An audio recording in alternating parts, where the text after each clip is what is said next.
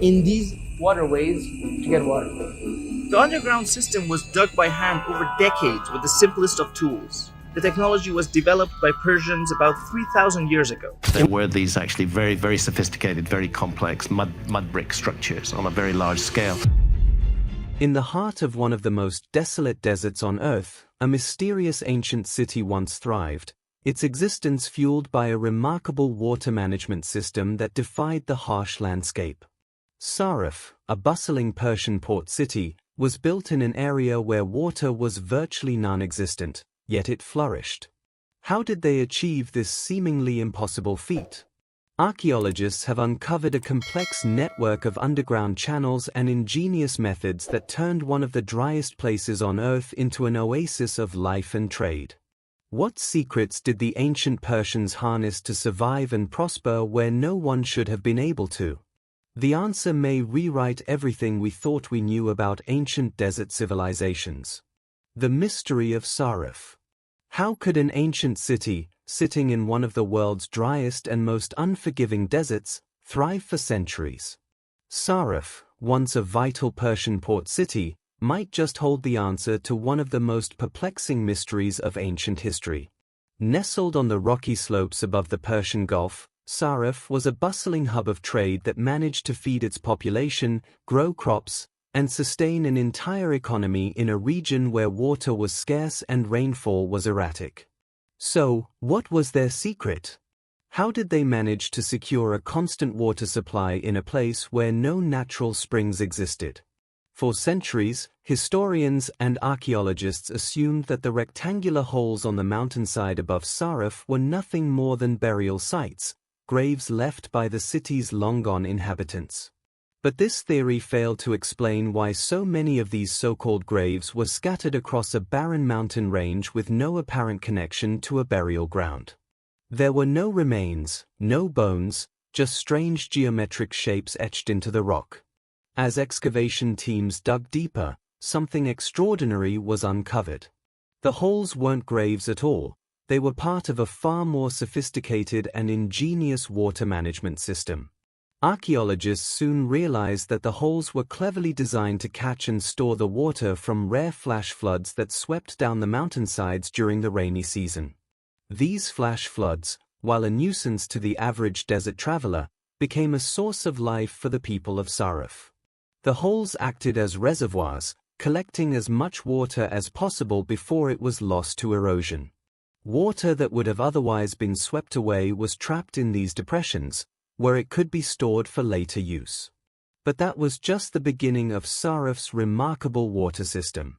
The ingenuity of the people of Sarif didn't stop at creating these reservoirs.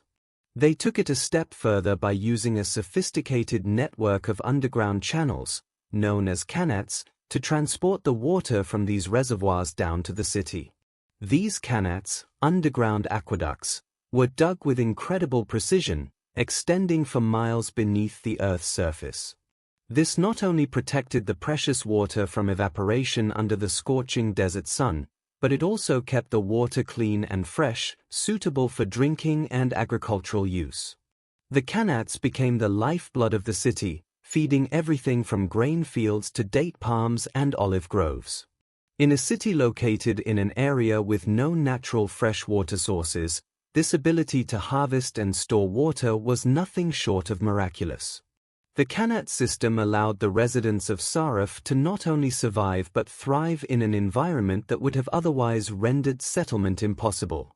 It is believed that these water systems were built by generations of highly skilled engineers who worked tirelessly to adapt and refine the design.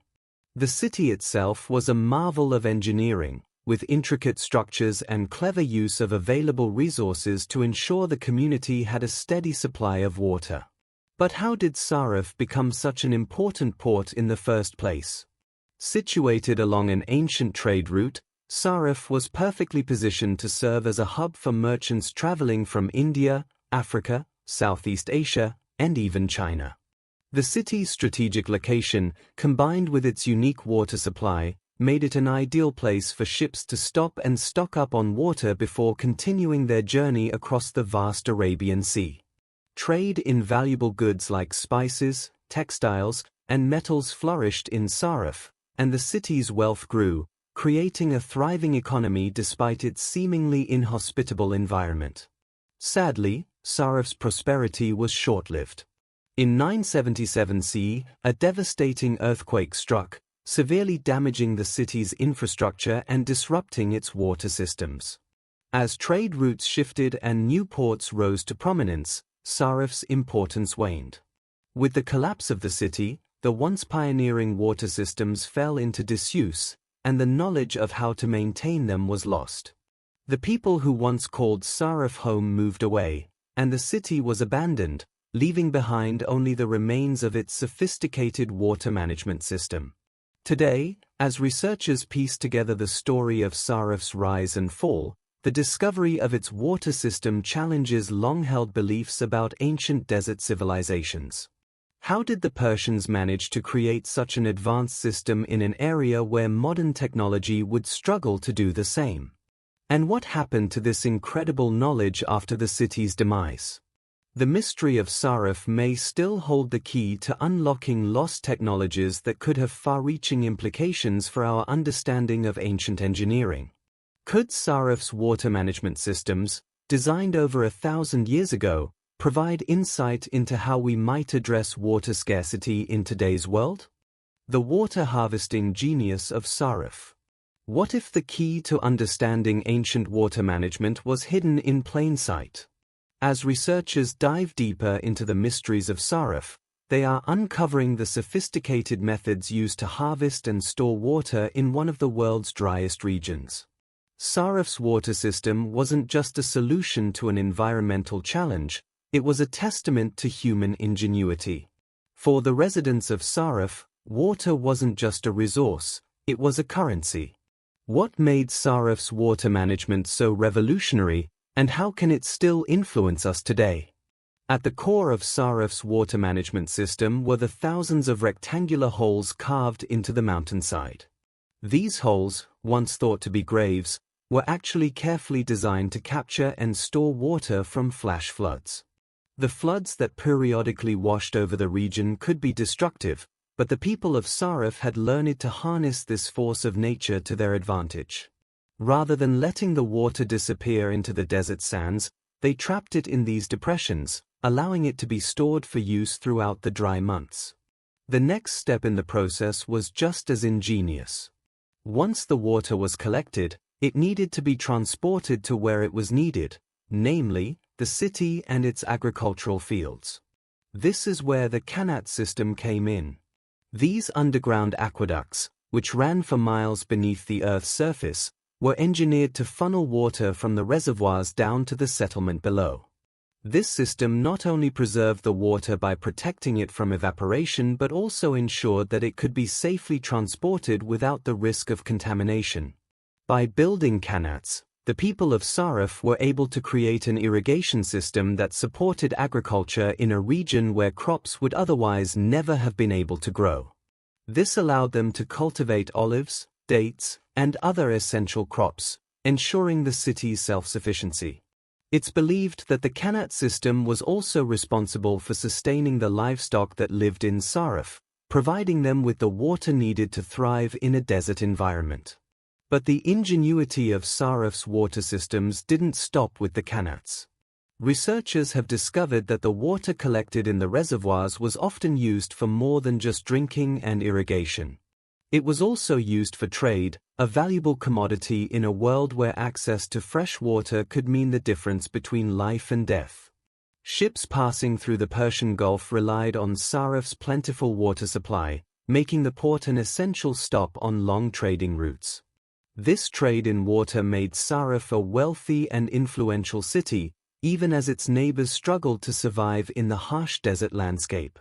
The water harvesting techniques used in Sarif were so advanced that they remain unmatched in the region to this day.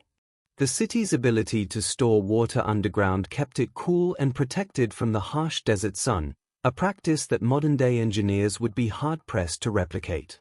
While today's technology might be able to mimic some aspects of Sarif's system, the precision with which the Qanats were constructed and maintained remains an awe-inspiring feat. As modern societies continue to grapple with water scarcity, there is much to learn from the ancient city of Saruf. What if we could implement similar systems in arid regions today, using ancient principles to combat the modern-day water crisis? Saruf's ancient water systems might just hold the key to solving some of the world's most pressing environmental issues. How much of Saruf's water technology was lost to history, and what other ancient civilizations might have mastered similar techniques that have yet to be discovered?